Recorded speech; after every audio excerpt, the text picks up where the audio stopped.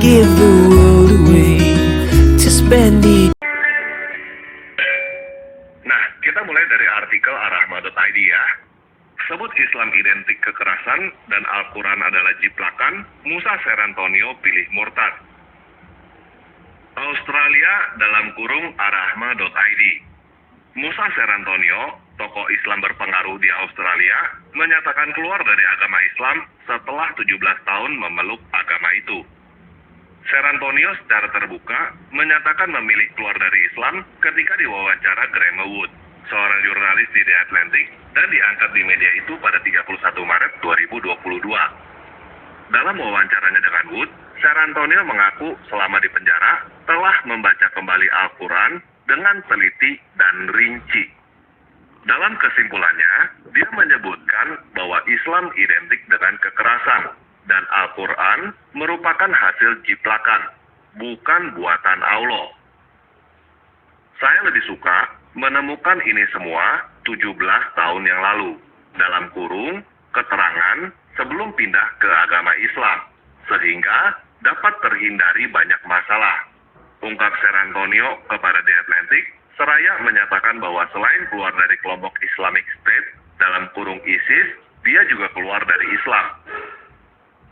Dia sebelumnya ragu-ragu untuk mengumumkan kemurtadan dia ke publik, sebab dia merasa yang tidak suka pasti akan menganggapnya memilih murtad karena ingin cepat keluar dari penjara, bukan karena siap mati dibunuh para militan Islam. Ketika ditanya terkait Al-Quran hasil jiplakan, Serantonio menjelaskan terkait sosok Zulkarnain yang dimuat dalam surat Al-Kahfi. Menurutnya, sosok Zulkarnain bukanlah Alexander Agung sebagaimana banyak diyakini umat Islam. Justru, kisah Alexander Agung dalam versi bahasa Aram dijiplak Al-Quran. Zulkarnain sama sekali bukan orang yang nyata, tetapi lebih didasarkan pada kisah fiksi Alexander Agung. Karena hal itu, saya hanya memiliki satu kemungkinan kesimpulan. Al-Quran tidak diilhami secara ilahi, ungkapnya. Serantonio juga menyatakan bahwa hampir semua program di penjara di Australia dan di seluruh dunia adalah buang-buang waktu. Mereka menyajikan argumen tandingan terhadap jihadisme yang dapat dengan mudah dibantah oleh para jihadis. Mengenai penulis Richard Dawkins yang dia ikuti sejak menjadi ateis, Serantonio mencatat bahwa dia tidak setuju dengan apa yang dikatakan Dawkins terkait Islam. Dawkins mengutip kitab suci yang mengklaim para martir akan diberikan 72 perawan di surga. Hadis itu tidak sahih, kata Serantonio. Dalam wawancaranya dengan The Atlantic, Serantonio pun menceritakan usahanya untuk mempengaruhi dua jihadis di penjara dengan menjelaskan mekanisme dunia tanpa pencipta. Serantonio memeluk Islam pada usia 17 tahun. Sebelumnya, dia dilahirkan dengan nama Robert Serantonio dan tinggal di keluarga Katolik Irlandia. Menurut pihak berwenang Filipina, pernah Serantonio melakukan perjalanan ke Filipina pada tahun 2013 dan menggunakan YouTube untuk mempropagandakan jihad dan mendukung ISIS. Dia kemudian dideportasi pada Juli 2014 menyusul tindakannya itu. Serantonio dan 4 orang lainnya ditahan. Kemudian ditahan oleh otoritas Australia pada Mei 2016 karena diduga berencana berlayar ke Indonesia dengan tujuan bergabung dengan ISIS di Suriah. Selama dibuai di Port Phillip, Melbourne, pada Juni 2021, dia menyatakan bahwa dirinya tidak lagi mendukung ISIS. Dia menyesal telah berkontribusi dalam mempropagandakan jihad dan menyeru Muslim untuk pergi berperang ke Suriah dan Irak. Hamun-arama.id. Nah, sebenarnya sangat banyak orang yang murtad dengan alasan yang sama seperti Musa Serantonio, baik di dalam negeri maupun di luar negeri. Di Indonesia, kita punya Muhammad KC, Muhammad Rusli Monoarfa, Fatimah Saktia, Fadilah Hafiz, dan lainnya. Di luar negeri, kita punya Abdullah Syamir, Ridwan Apostate Prophet, Ismail Don't Convert to Islam, dan lainnya. Dulu, orang-orang takut untuk menyatakan diri murtad keluar dari Islam. Tetapi, sekarang orang-orang sudah mulai berani untuk menyatakan diri murtad. Teman-teman bisa mendengar kesaksian mereka secara langsung dari channel YouTube mereka. Nah, kenapa Musa Serantonio ini heboh? Karena dia sangat terkenal di kalangan umat muslim internasional ketika dia mualaf. Dia dipanggil menjadi penceramah di berbagai tempat seperti para ustadz mualaf di Indonesia. Dia juga menjadi ikon bagi muslim internasional untuk berkata bahwa orang barat berbondong-bondong masuk Islam. Nama lengkapnya adalah Robert Musa Serantonio. Dia lahir dari keluarga Katolik, keturunan Italia dan Irlandia pada tanggal 28 Januari 1985 di Melbourne, Australia. Dia mengaku bahwa keluarganya bukan Katolik yang taat. Mereka hanya pergi ke gereja ketika Natal, Paskah, ada yang menikah, atau ada yang meninggal. Ketika SD, dia sekolah di sekolah Katolik. Setelah itu, dia sekolah di sekolah umum. Jadi, bisa dikatakan bahwa dia tidak paham tentang agama Katolik. Dia hanya Katolik KTP. Pada tahun 2000, ketika dia berusia 15 tahun, dia pergi ke Vatikan untuk memperkuat iman. Tetapi, imannya bukan semakin kuat di Vatikan, dia malah semakin mempertanyakannya. Dia mulai mempertanyakan apa peran paus, dan dia melihat orang-orang berdoa kepada orang yang sudah mati. Dia merasa bahwa hal itu adalah penyembahan berhala dan tidak benar. Pada tahun 2002, ketika dia berusia 17 tahun, dia masuk Islam. Kenapa dia masuk Islam? Seperti biasa, karena iklan-iklan bombastis tentang Islam. Dia diberitahukan bahwa Al-Quran adalah wahyu yang turun dari Allah di seluruh dunia sama sampai titik komanya dan tidak pernah berubah. Islam adalah agama damai. Muhammad adalah manusia yang berakhlak paling sempurna. Dan lain sebagainya. Yang sudah kita bantah semuanya di channel ini. Apakah dia sudah bisa baca bahasa Arab pada saat itu? Tentu tidak. Apakah dia sudah tahu apa isi Al-Quran sebenarnya? Tentu tidak. Apakah dia sudah tahu bahwa Muhammad kawinin bekas istri anak angkatnya sendiri? Tentu tidak. Kalau pada saat itu dia tahu, dia pasti tidak mau masuk Islam. Hal ini dia katakan sendiri ketika dia keluar dari Islam. Dia berharap dia mengetahui semua hal ini sebelum dia masuk Islam. Jadi, seperti para mualaf lainnya, Musa Serantonio masuk Islam karena dia tidak tahu tentang Islam yang sebenarnya. Setelah masuk Islam, dia mengikuti tablik jemaat. Berarti, kemungkinan dia masuk Sunni. Kemungkinan dia masuk Islam moderat. Dia melanjutkan kuliah jurusan sejarah dan komunikasi di Universitas Victoria, Australia. Di situ, dia menjadi presiden atau ketua kelompok mahasiswa yang beragama Islam. Dia pergi ke Madinah pada tahun 2005 dan naik haji pada tahun 2006. Dia menulis banyak artikel tentang Islam dan mendapat panggilan untuk mengajar di Australia, Italia, Jerman, Belanda, India, Kuwait, Qatar, Emirat Arab, dan Filipina. Jadi, Musa Serantonio ini ikut berbagai kegiatan Islam dan sangat aktif. Dia diakui sungguh-sungguh dalam mempelajari dan menjalankan ajaran Islam, dan diakui mengetahui banyak hal tentang Islam oleh umat muslim di seluruh dunia.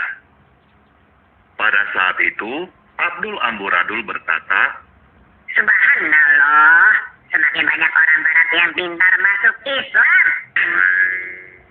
Pada tahun dia diminta untuk berhenti mendukung khilafah oleh stasiun TV itu, tetapi dia tidak mau, sehingga dia dipecat pada tahun 2012. Jadi, bisa dikatakan versi Indonesia dari Musa Serantonio adalah seperti Felix Xiao. Kalau teman-teman ada yang kenal Felix Xiao atau orang-orang seperti dia, mungkin teman-teman bisa bagikan video ini kepada mereka, supaya mereka tidak perlu masuk penjara dulu untuk sadar bahwa mereka salah pilih agama. Pada tahun 2013, Ser Antonio pergi ke Filipina karena di situ ada duit yang mengalir untuk mendukung berdirinya negara khilafah di Filipina. Sebelum ke Filipina, dia punya istri di Australia yang merupakan perempuan keturunan Libanon. Pada tahun 2014, dia kawin lagi dengan seorang mualaf di Filipina yang menjadi istri keduanya. Pada tahun 2014 ini, Ser Antonio sudah terdeteksi sebagai salah satu ulama yang paling berpengaruh dalam mendesak Muslim untuk jihad dan mendirikan negara Islam. Dia diketahui mendukung negara Islam dengan Abu Bakar al-Baghdadi sebagai khalifahnya oleh International Center for the Study of Radicalization di King's College London. Pada bulan Juli 2014, dia ditangkap di Filipina dan dideportasi ke Australia karena visanya sudah kadaluarsa. Pada tahun 2016, Ser Antonio dinyatakan sebagai salah satu dari 3 pendakwa jihad yang paling berpengaruh oleh Badan Intelijen Dunia. Pada bulan Mei 2016, Ser Antonio bersama 4 orang lainnya ditangkap di Queensland, Australia sebagai otak yang merencanakan penyerangan ke Filipina. Mereka mau menggulingkan pemerintah dan menetapkan syariat Islam di Filipina. Ser Antonio ditahan sampai persidangan dan dinyatakan bersalah pada tahun 2019. Dia dijatuhi hukuman 7 tahun penjara. Nah, di dalam penjara itulah Ser Antonio baru benar-benar baca Al-Quran. Disitulah dia baru tahu bahwa isi Al-Quran ternyata adalah dongeng yang dijiplak dari dongeng lain. Jadi, di situ dia baru sadar bahwa apa yang selama ini dia perjuangkan sampai menghasut orang untuk kudeta dan lain sebagainya ternyata hanya untuk membela dongeng. Oleh sebab itu, pada wawancara yang diangkat pada tanggal 31 Maret 2022, Musa Ser Antonio sudah tidak tahan dan menyatakan murtad kepada publik. Nah, saya sudah membahas tentang Zulkarnain di satu video khusus. Intinya, kisah tentang Zulkarnain di dalam Al-Quran diambil dari dongeng yang berjudul The Alexander Romance versi Suriah atau The Syriac Legend of Alexander. The Syriac Legend of Alexander adalah dongeng yang terinspirasi dari raja pagan Yunani yang bernama Alexander Agung. The Syriac Legend of Alexander bisa dikatakan mirip seperti Santa Claus. Santa Claus adalah dongeng yang terinspirasi dari tokoh sejarah yang bernama Santo Nicholas. Santo Nicholas adalah manusia sungguhan, tetapi Santa Claus adalah tokoh dongeng seperti Doraemon dan Nobita. Begitu juga, Alexander Agung adalah tokoh sejarah. Tetapi, kisah yang ada di dalam The Syriac Legend of Alexander adalah dongeng yang dikarang pada abad ke-6. Alexander Agung adalah manusia sungguhan, tetapi Zulkarnain adalah tokoh dongeng seperti Santa Claus. Tuhan yang mengaku bahwa dia adalah Tuhan yang memberikan jalan kepada Zulkarnain, sama seperti Tuhan yang mengaku bahwa dia adalah Tuhan yang membuat kereta Santa Claus terbang. Supaya teman-teman lebih jelas lagi, Tuhan seperti itu sama seperti Tuhan yang mengaku bahwa dia adalah Tuhan yang mengutus Doraemon kepada Nobita. Tuhan yang mengaku sebagai Tuhan yang mengutus Doraemon kepada Nobita tidak mungkin adalah Tuhan yang benar. Udah paham ya kenapa Musa Ser Antonio murtad? Dia sudah benar-benar memeriksa dan tidak bisa menyangkal bahwa Zulkarnain memang adalah tokoh dongeng. Nah, cerita yang berasal dari dongeng di dalam Al-Quran bukan hanya Zulkarnain. Kisah iblis tidak mau sujud kepada Adam berasal dari dongeng Yahudi yang berjudul The Life of Adam and Eve. Kisah Ibrahim yang ada di dalam Al-Quran berasal dari dongeng Yahudi yang disebut Midrash Genesis Rabbah. Kisah Sulaiman yang ada di dalam Al-Quran berasal dari dongeng Kristen yang berjudul The Testament of Solomon. Kisah Nabi Isa di Al-Quran berasal dari dongeng apokrifa yang berjudul The Infancy Gospel. Kisah petidur dalam gua di Al-Quran berasal dari dongeng Kristen yang berjudul The Seven Sleepers. Selain itu, masih banyak kisah lain di dalam Al-Quran yang berasal dari dongeng. Saya sudah membahasnya satu persatu di video-video lain. Jadi, jika teman-teman ingin mengetahui detailnya, silakan cari video-video itu di playlist tentang Al-Quran di channel Tanpa Ragi. Jika kamu tidak percaya dengan apa yang saya sampaikan, silakan periksa sendiri. Musa Serantonio sudah memeriksanya dan sudah menemukan bahwa isi Al-Quran memang berasal dari dongeng. Itu sebabnya dia murtad secara publik, walaupun dia tahu bahwa dia bisa dibunuh oleh para jihadis lainnya. Dia sudah sadar bahwa Al-Quran tidak mungkin berasal dari Tuhan, dan dia tidak mau lagi mencelakakan orang demi dongeng. Kalau kamu punya akal sehat dan hati nurani, kamu juga pasti tidak mau ada orang yang celaka demi dongeng. Jadi, saya mendorong teman-teman muslim yang menonton video ini untuk coba membuktikan bahwa saya salah. Coba periksa, benarkah kisah yang ada di dalam Al-Quran berasal dari dongeng? Semakin kamu memeriksa, kamu akan semakin menemukan bahwa Al-Quran memang berasal dari dongeng. Ini bukan untuk saya atau untuk orang lain. Ini untuk kamu sendiri. Paham ya? Nah, apa yang bisa kita pelajari dari Musa Serantonio ini? Yang pertama adalah, orang-orang yang masuk Islam, masuk karena dia tidak benar-benar tahu apa itu Islam. Jika seseorang menjadi Islam moderat, itu karena dia tidak benar-benar tahu keseluruhan ajaran Islam. Atau dia punya kepentingan yang membuat dia harus beragama Islam di KTP.